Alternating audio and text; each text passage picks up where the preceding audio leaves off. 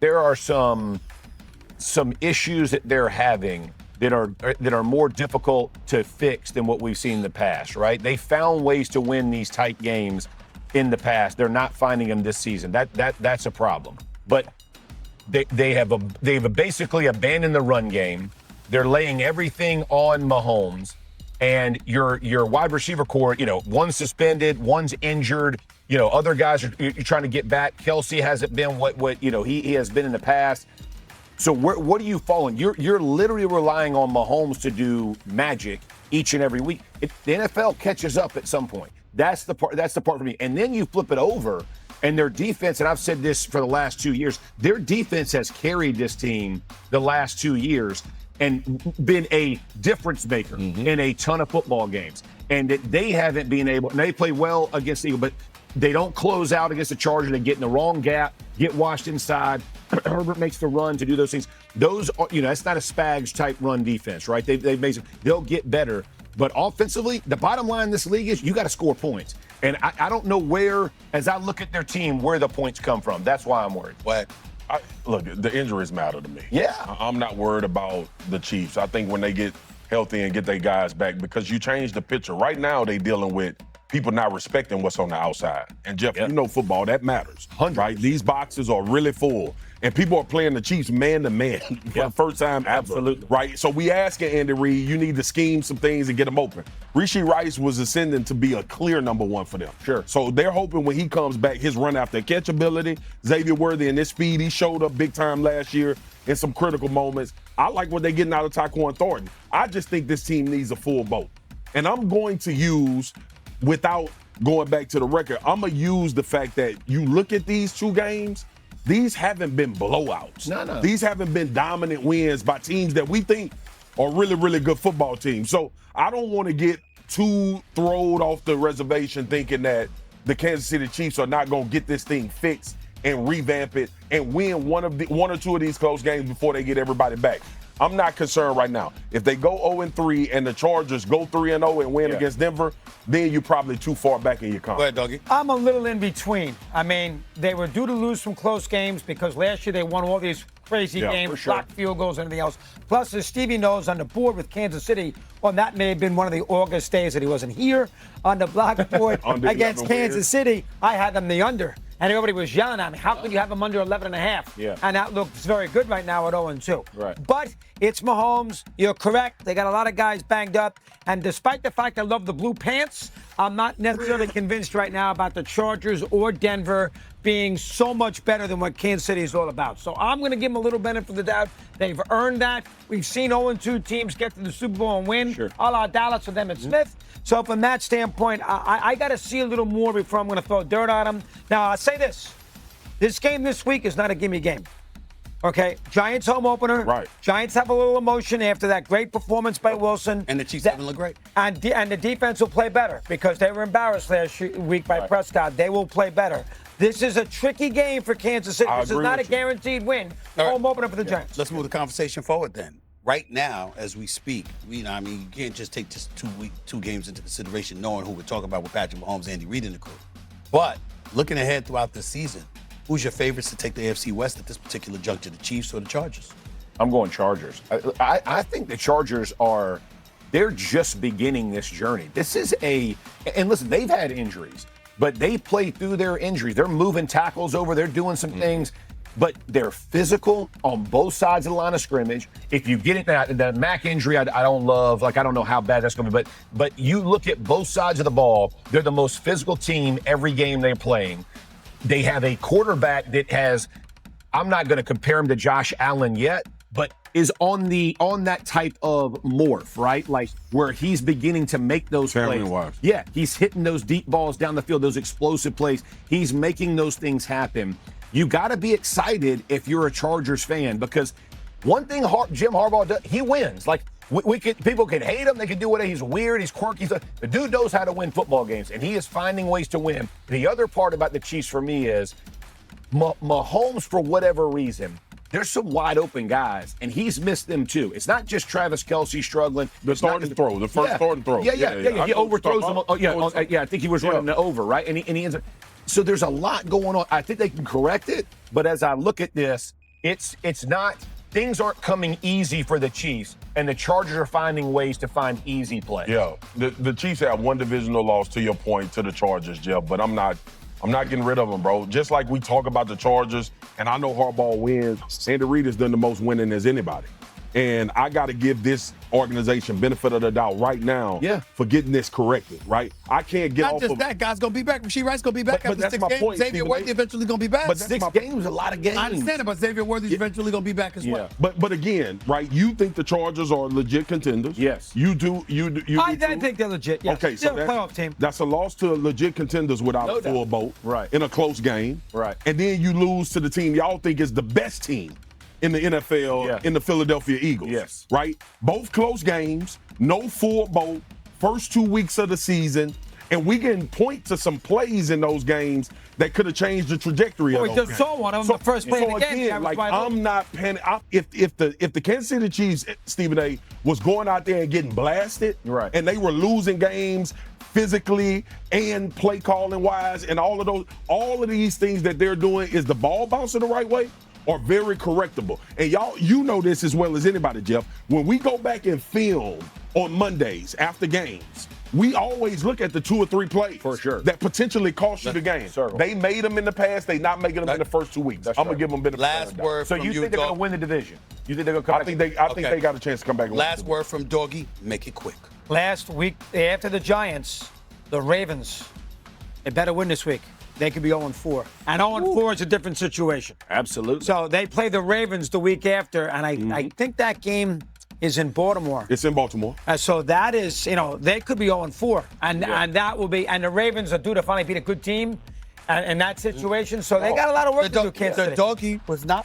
രണ്ടുമാണ്. അവർ 2 മികച്ച ടീമുകളെ കളിച്ചിട്ടുണ്ട്. ബ്രസീലിൽ അവർ ചാർജേഴ്സിനോട് തോറ്റു. അവർ മികച്ചവരാണെന്ന് തെളിയിച്ചിട്ടുണ്ട്. തീർച്ചയായും അവർ ഈഗിൾസിനോട് തോറ്റു. സൺഡേ നൈറ്റ് ഫുട്ബോളിൽ അവർ ജയൻസിനോട് തോറ്റാൽ കൻസാസ് സിറ്റിയിൽ ഔദ്യോഗികമായി പരിഭ്രാന്തി നിറഞ്ഞ സമയമാണിത്. അതെ, അതുകൊണ്ടാണ് ഞാൻ പറഞ്ഞത് അത് വിജയിക്കണമെന്ന് തോന്നുന്നതിനാൽ ആ കുറിപ്പിൽ നിന്ന് മാറിയാണ് അത്. ഇപ്പോൾ ആരും അങ്ങനെ പറയാൻ ആഗ്രഹിക്കുന്നില്ലെന്ന് ഞാൻ കരുതുന്നു, കാരണം നമ്മളെല്ലാവരും വിജയിക്കുമെന്ന് ഞാൻ കരുതുന്നു, അല്ലേ? ശരിയല്ലേ? ഈ ആഴ്ച ഡാളസിനെതിരെ ജയൻസിന് എന്ത് സംഭവിച്ചാലും അത് അങ്ങനെയായിരുന്നു. എന്നാൽ ഞാൻ ഉദ്ദേശിക്കുന്ന ചീഫ്സ് എന്നത് രാജവംശം അവസാനിച്ചുവെന്ന് ആളുകൾ പറയാൻ ആഗ്രഹിക്കുന്നു. ചീഫ്സ് ആക്രമണത്തെക്കുറിച്ചുള്ള ആശങ്കയാണിത്. ചീഫ്സിനെ കുറിച്ച് നമുക്ക് എത്രത്തോളം ആശങ്കയുണ്ട്? എനിക്ക് വളരെ ആശങ്കയുണ്ട്. അവരുടെ സ്റ്റാർ ക്വാർട്ടർബാക്കിനെ നോക്കുമ്പോൾ അവനും ശരിക്കും ആശങ്കാകുലനാണെന്ന് സൂചിപ്പിക്കുന്ന രീതിയിലാണ് പെരുമാറുന്നതെന്ന് ഞാൻ കരുതുന്നു. അവൻ നിരാശനാണ്. മഹോംസിന്റെ പ്ലേ ഓഫ് പതിപ്പും അദ്ദേഹം ചെയ്യുന്നതായി തോന്നുന്നു. അവൻ ആളുകളെ വശീകരിക്കാൻ ശ്രമിക്കുന്നു. ഇത് 2ാമത്തെ ആഴ്ച പോലെ നിരാശനും അനാവശ്യവുമാണെന്ന് തോന്നുന്ന 2 ഗെയിമുകളിലും അവൻ അത് ചെയ്തു. ഇത് ആദ്യത്തേതും 10ാം ആഴ്ചയും പോലെ. അങ്ങനെ ചെയ്യാൻ ഒരു കാരണവുമില്ല. ഇറങ്ങൂ. അവൻ ഈ രീതിയിൽ പെരുമാറുന്നത് എനിക്ക് സൂചിപ്പിക്കുന്നത് അവൻ കോപത്തിലാണെന്നും തന്റെ ശരീരത്തെ അപകടത്തിലാക്കുന്ന കാര്യങ്ങൾ ചെയ്തുകൊണ്ട് തന്റെ ടീമിലെ മറ്റുള്ളവരെ എന്നെ സഹായിക്കാൻ കാണിക്കുന്നതിലൂടെയും ആ കോപം പ്രകടിപ്പിക്കുകയാണെന്നാണ്. അയാൾക്ക് നല്ല വിശ്വാസമില്ലെന്ന് തോന്നുന്നു. ആരും തന്റെ സഹായത്തിന് വരുമെന്ന് അയാൾക്ക് വിശ്വാസമില്ലെന്ന് തോന്നുന്നു. ക്വാർട്ടർബാക്ക് പരിക്കുകളെക്കുറിച്ച് നമ്മൾ സംസാരിക്കുന്നു. മഹോംസ് ബുദ്ധിമുട്ടുന്നു. അവന്റെ കാലുകൾ അവരുടെ മുഴുവൻ റഷിംഗ് ആക്രമണമാണ്. അത് എനിക്ക് ഒരു പ്രശ്നമാണ്. അത് അവനെ പരിക്കേൽപ്പിക്കാൻ അനുവദിക്കുക മാത്രമാണ് ചെയ്യുന്നത്.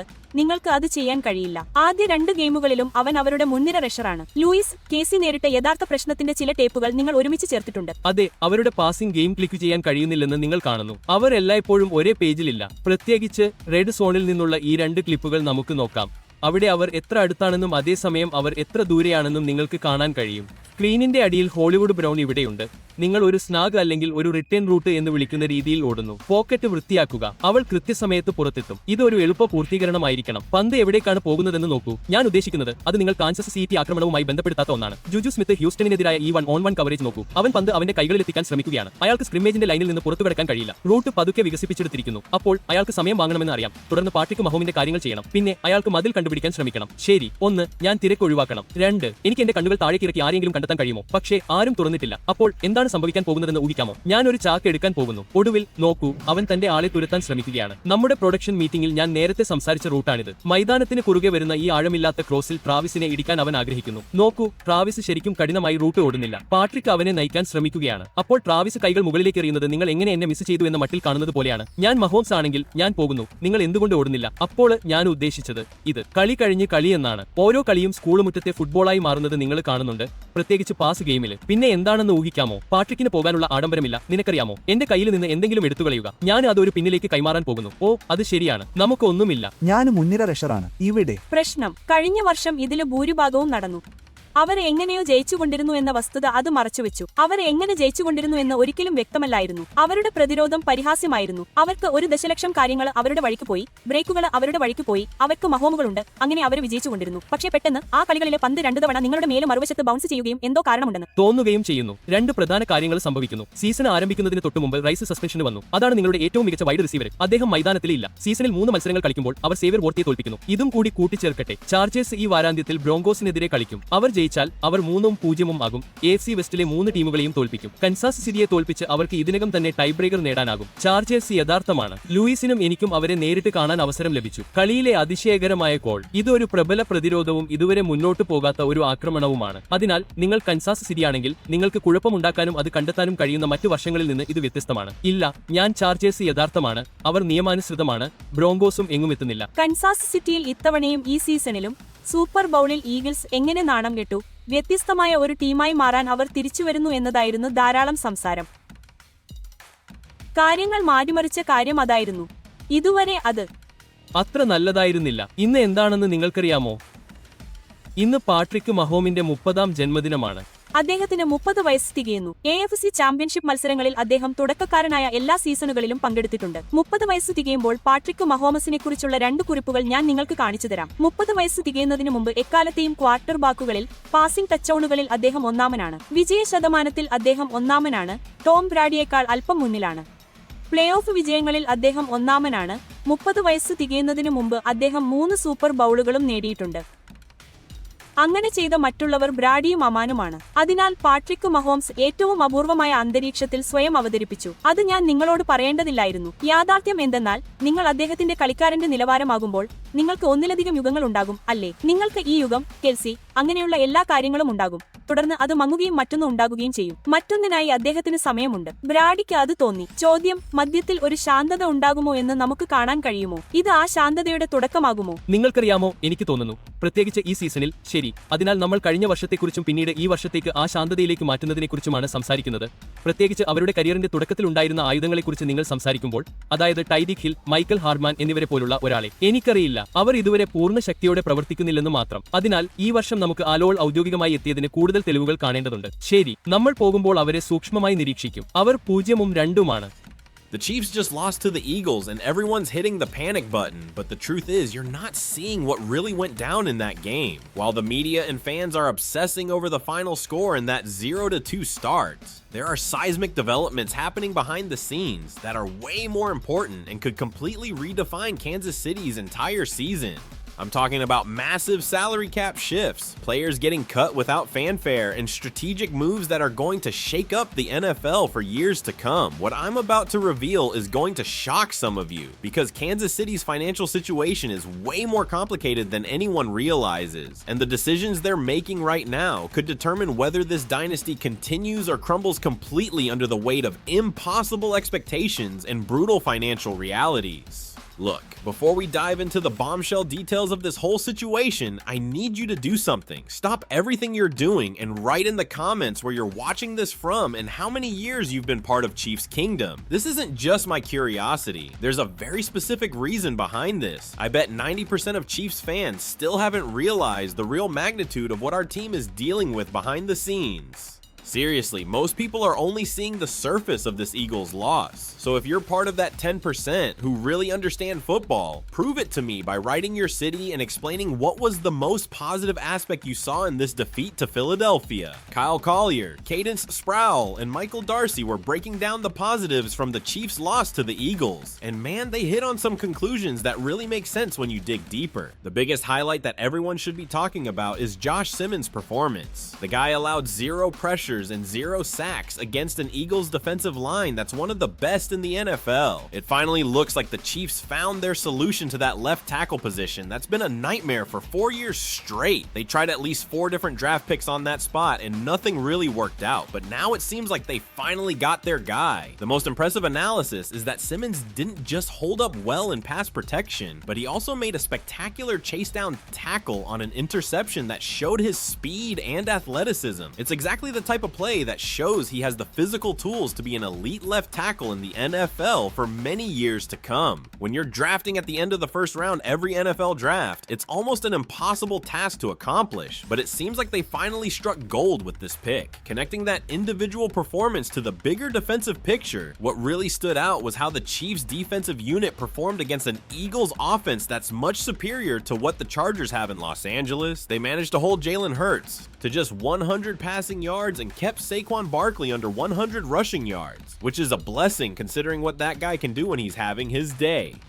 Obviously, they were without Dallas Goedert, who honestly tends to kill the Chiefs whenever they play them. Every tight end gives the Chiefs problems, but he's kind of been Jalen Hurts' security blanket, especially when they face off. The secondary also looked a lot better compared to week 1. Sure, they can be a little bit better in man coverage, but there was a lot of cover zero and one-on-one situations, which shows the pass rush was creating enough pressure to allow the defense to play more aggressively. After that week 1 performance where guys were just left wide open, the secondary looked much better outside of maybe a few plays where Trent McDuffie got turned around and lost the ball. Here's a statistic that really puts things in perspective. The Eagles totaled just 216 yards in this game, and the Chiefs have only lost once since 2009 when allowing fewer than 220 yards. The last time they did that before this Eagles game was that Christmas Day game against the Raiders. Even though they lost this game, it took a litany of mistakes made by the veterans on this team to make that happen. Outside of those mistakes, the defense looked good and really like a championship level unit. The reaction being so negative is understandable, but when you break down these games, it feels like the Chiefs just made some mistakes. Obviously, their margin of error is pretty slim right now because number 1, your top 2 wide receivers just aren't there, so you have to be perfect in literally all facets of the game. Just think about all the close games the Chiefs played last year. 1 or 2 plays don't go their way. Then the Chiefs weren't 15-2 last year. They'd be more like 13-4 or something like that.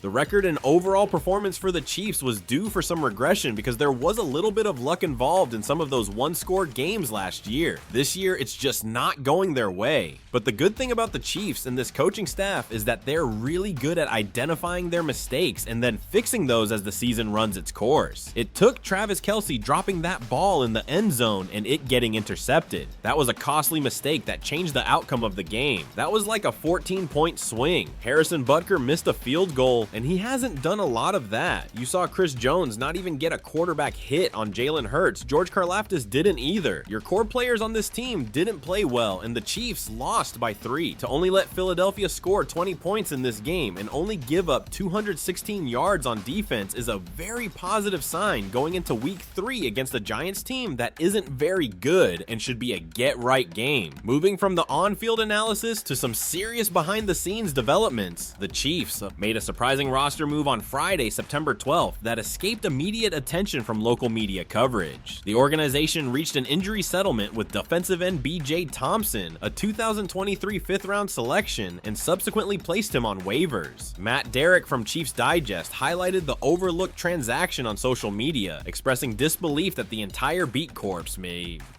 missed the Friday announcement. By Monday evening, Thompson had cleared waivers and officially became a free agent, marking the end of his tenure with the defending champions. Thompson's statistical contributions during his Kansas City career were minimal, limited to a single regular season appearance in Week 17 of 2023. During that contest, he accumulated 28 defensive snaps and 16 special teams plays, finishing his rookie campaign with just 2 solo tackles. The organization originally planned gradual development for Thompson, anticipating increased responsibilities in his sophomore season. However, a life-threatening medical emergency in June 2024 dramatically altered his career path. According to Charles Goldman from 610 Sports Kansas City, Thompson suffered cardiac arrest during a team meeting at the practice facility. Kicker Harrison Butker immediately alerted medical personnel who successfully resuscitated Thompson using CPR and defibrillatory equipment. Following 4 days of hospitalization, Thompson was discharged but never returned to active participation. Despite Despite attending the team's Super Bowl ring ceremony, Thompson remained on the non-football illness list throughout the entire 2024 season. Head coach Andy Reid's most recent public comments indicated the player was making progress and taking great strides while acknowledging he wasn't quite there yet in his recovery process. The injury settlement suggests Thompson may pursue opportunities with other franchises as he continues his rehabilitation journey toward potentially resuming his career in 2025. However, the likelihood of securing another NFL opportunity remains uncertain given the severity of his medical situation. Thompson's departure creates additional depth concerns along Kansas City's defensive front, with fellow 2023 draft pick Felix Anudike-Uzomah and veteran Janarius Robinson both sidelined for the entire season. The pass rush rotation faces significant challenges. The remaining defensive line contributors have struggled to create meaningful disruption. Charles Omenihu and Jerry Tillery each account for 2 quarterback pressures, while rookies Ashton Galate and Omar Norman Lott have registered 1 pressure apiece. This lack of depth reinforces the organization's need to identify additional pass rush contributors moving forward. While that situation represents a loss, there's a success story happening that shows how sometimes environmental changes can completely resurrect careers.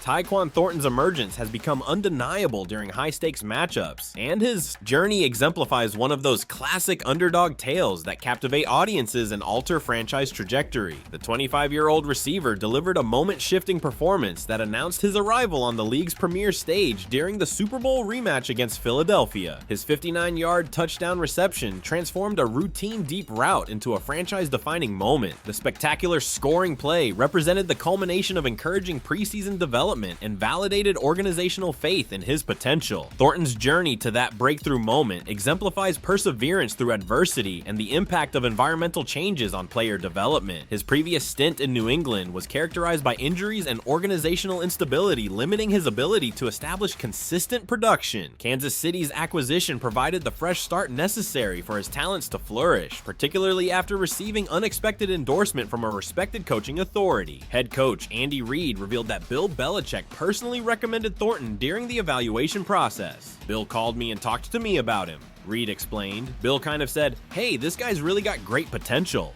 That recommendation proved instrumental in Kansas City's decision to claim him. Thornton's impact extended beyond the Philadelphia game. His Week 1 performance against Los Angeles featured a spectacular 38-yard diving reception that showcased the elite speed that made him a combine standout. More significantly, the play strengthened his developing chemistry with Mahomes, whose trust represents the most valuable currency within Kansas City's offensive system. Opportunity arose primarily through necessity, with Rashee Rice serving a suspension and Xavier Worthy dealing with injury concerns. The receiving core lacked depth. Thornton maximized his chance after working his way up from practice squad status, demonstrating the preparedness that championship organizations demand from their depth players.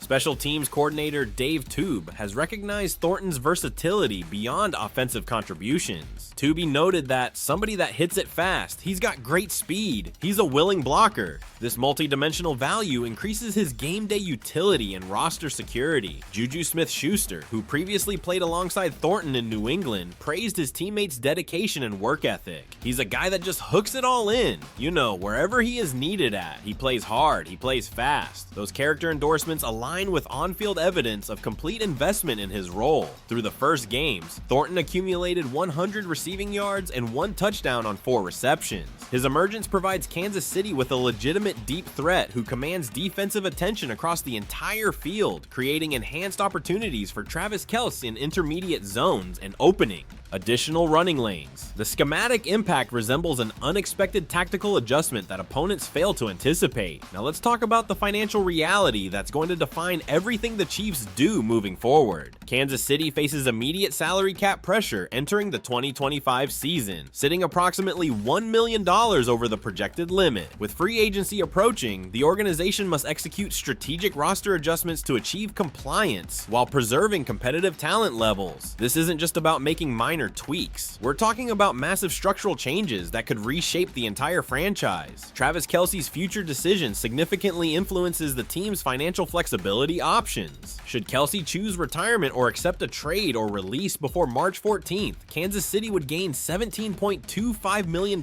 in immediate cap relief. Alternatively, if Kelsey remains with the organization, restructuring his contract or negotiating an extension could create approximately $12.79 million in additional space. These aren't just numbers on a spreadsheet. These decisions will determine what kind of roster the Chiefs can field. However, Patrick Mahomes' massive $66.258 million cap hit represents the most substantial single factor in Kansas City's financial equation. The organization could convert $47.745 million of Mahomes' scheduled salary into a restructuring bonus, then amortize that amount across the subsequent 5 seasons. This approach would reduce his 2025 base salary to roughly $11.8 million and decrease his overall cap charge to approximately $28 million. While this restructuring would create roughly $38.99 million in immediate cap relief, potentially enabling Kansas City to retain many of their 20 pending unrestricted free agents, it essentially postpones financial obligation to future seasons.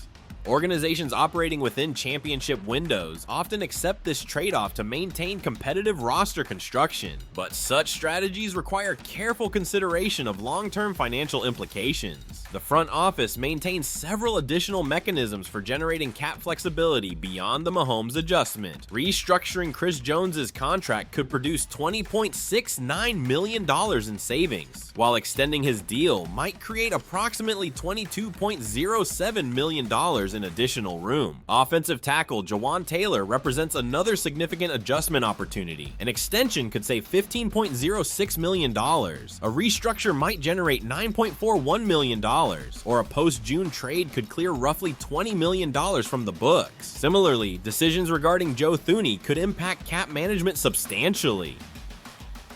Trading or releasing Thuney would create $16 million in space, while extending his contract might produce $11.79 million in relief. Additional savings could come through post-June 1st moves involving Drew Tranquill and others, potentially combining for approximately $13 million in freed up cap space. These interconnected financial decisions will ultimately determine Kansas City's ability to maintain their championship caliber roster while preserving future flexibility. It's a high-stakes balancing act that requires both immediate solutions and long-term strategic thinking. Speaking of immediate concerns, one situation that's generating serious scrutiny is Kingsley Suamataya's performance. The second-year offensive lineman entered Week 2 already facing questions about his consistency following an uneven season opener. His performance against Philadelphia's aggressive interior pass rush only amplified those concerns as he compiled a troubling 57.5 Pro Football Focus grade that reflected significant struggles in pass protection. The pressure generated by Suamataya's assignments became a defining factor in Kansas City's offensive limitations. His lateral movement and hand placement repeatedly failed to neutralize disruptive interior defenders like Jalen Carter and Jordan Davis, creating consistent quarterback pressure that disrupted timing and rhythm. Head coach Andy Reid has maintained public support for his young lineman's development process, emphasizing effort and improvement. "I like the effort they put in," Reid commented following practice sessions. However, effort alone cannot compensate for technical deficiencies against elite pass rushing talent, and organizational patience appears to be diminishing. The franchise's $3.37 million guarantee investment in Suamataya's rookie contract reflected expectations for substantial contributions that have yet to materialize. His transition from college tackle to professional guard has proven more challenging than anticipated, with fundamental technique issues becoming increasingly problematic. Veteran Mike Caliendo provides an alternative option that emphasizes reliability over developmental upside. Given Kansas City's early season struggles and 0-2 record, the coaching staff may prioritize immediate stability over long-term potential. While internal solutions are being evaluated, there are external opportunities that could address multiple needs simultaneously. Tennessee's offensive line concerns could create an opportunity for Kansas City to address roster depth while gaining valuable assets. The Titans' struggles protecting their quarterback and J.C. Latham's ongoing hip injury have prompted speculation about potential trade scenarios